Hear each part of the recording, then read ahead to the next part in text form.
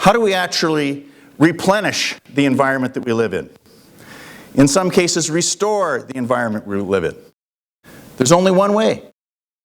We have to change our behaviors.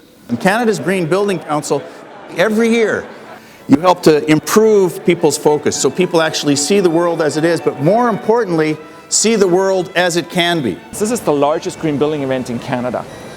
We are really the leaders in the green building movement, the green building industry in Canada come together once a year to share the ideas, to share the innovation.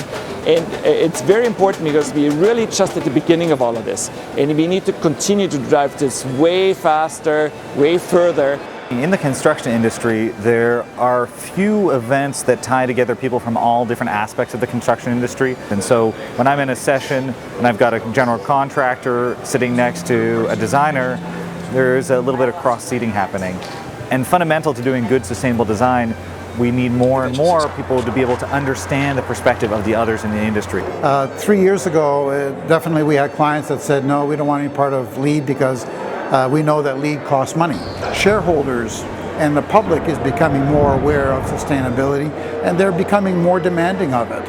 And so owners are paying attention to that side of it more than they are to the bottom line.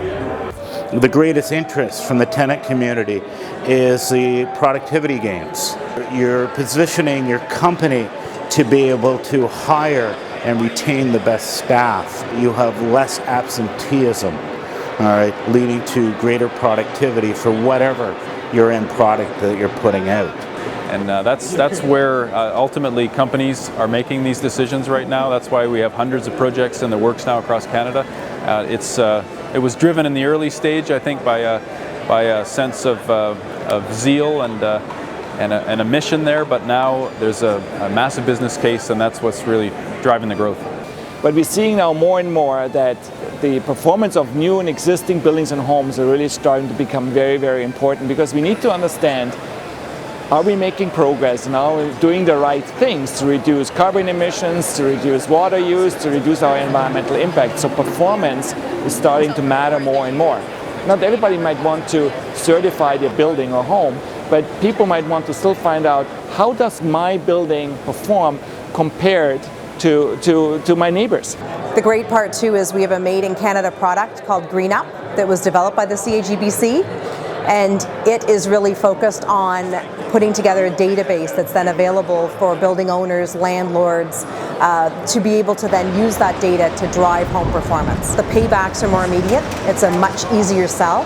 What we've been doing is really trying to advocate for a whole life cycle approach, the understanding that it's important to think about where the products come from, as well as how they're used within the building design. I think the standards need to keep moving up, and we'll see carbon neutral as the new norm, and we'll see living buildings beyond that become the norm, and buildings through distributed energy and a smart grid producing more than they use. Buildings, although are very large consumers of energy and water, it's really in communities that you can make very large lifestyle impacts, and those impacts can have tremendous environmental repercussions. I think people are way ahead of governments and politicians right now, most parts of the world, in wanting to see the big shift to green. I want to congratulate you for being relentless in your pursuit of this goal and this dream of creating green communities, green buildings, healthy, secure, for the long-term future of our cities and our province. As we learn lessons here, we can take those lessons and we can share them with the world.